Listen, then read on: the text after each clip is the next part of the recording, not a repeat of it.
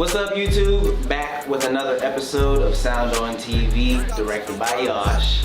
I'm your host, Chris Darwin, and today we're going to do it a little different, but we got the Crip Flippa here today, so stay tuned.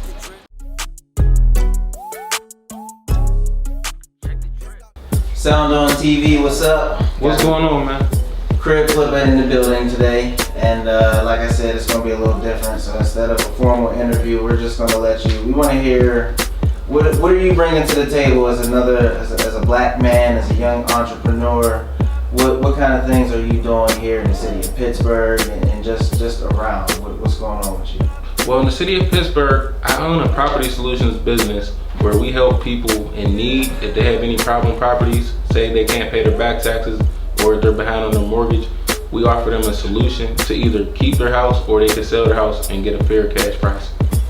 Okay, all right. So how did you get into that? Well, I got into actual real estate about 5 years ago, and I just really read a lot of books, but growing up I always wanted to actually be involved in real estate. Just like walking around the community, I used to always see like abandoned houses, and I used to wonder, what would they look like fixed up, and what could I do to the community to make these houses look better. And you're from Pittsburgh, right? I'm from Pittsburgh. I'm from the east side of Pittsburgh. I was born in Homewood, but grew up down Lorimer. So just east side altogether. Okay. Do you do business anywhere else other than Pittsburgh?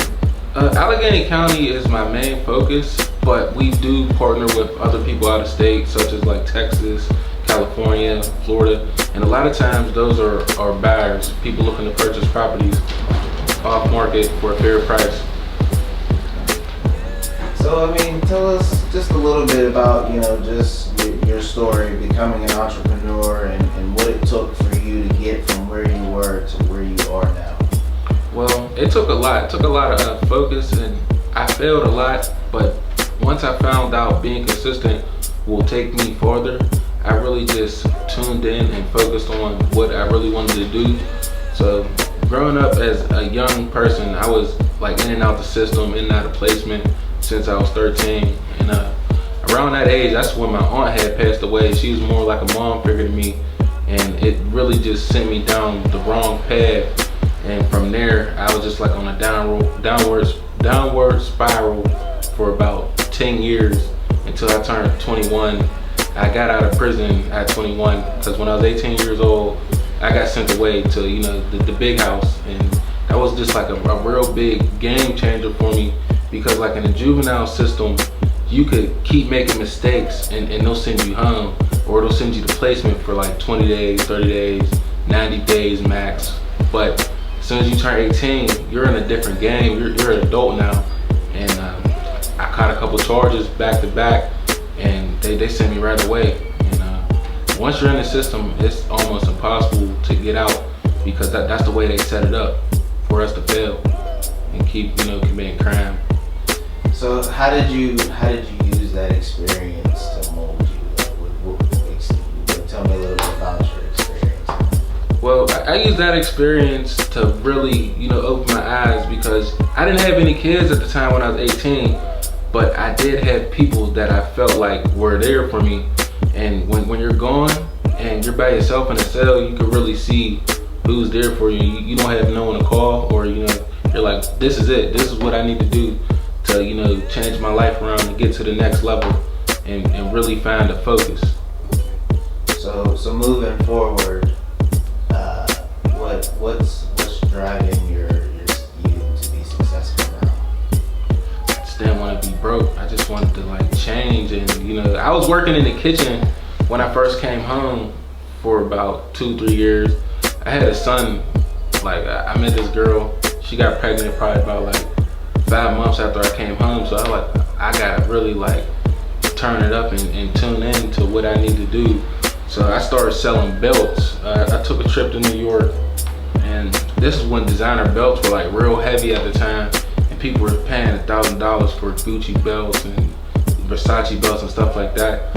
I met a guy in Chinatown, and he gave me a good deal. So I got 13 belts, $20 a piece. That's I only had $300 to my name. So I spent $260 of that on belts. just started selling belts and designer apparel knockoffs, and that helped me save money to purchase my first home in Duquesne. And from there, it was a bad buy, but at the time I just wanted to like own something, you know, feel like that's like gives you like a sense of accomplishment. Like we always wanted to own something growing up. Like we never owned a house. It's like this is my chance right here to make an impact and really just become a homeowner. And I bought that property for $5,000. I put a little bit of work into it, but at the time I didn't have enough money to do the repairs the way they were supposed to be done. So it was kind of like a bad buy, and I ended up just making a little bit of money. I didn't make like, you know, one of those stories where they're like, yeah, I made $1 million, buy the house for $5,000, sold it for $100,000. I made $2,500 and split it with my brother. So that's how I got really started. If you could tell people anything, you know, kind of inspire people, what would you tell them? I would tell them to find something that you like first, and then find something that you're good at. And once you find that, stick to it until it brings you some money. And don't get sidetracked. Don't get, you know, focus on other things if you fail the first time. Just keep being at whatever you're trying to do until success comes.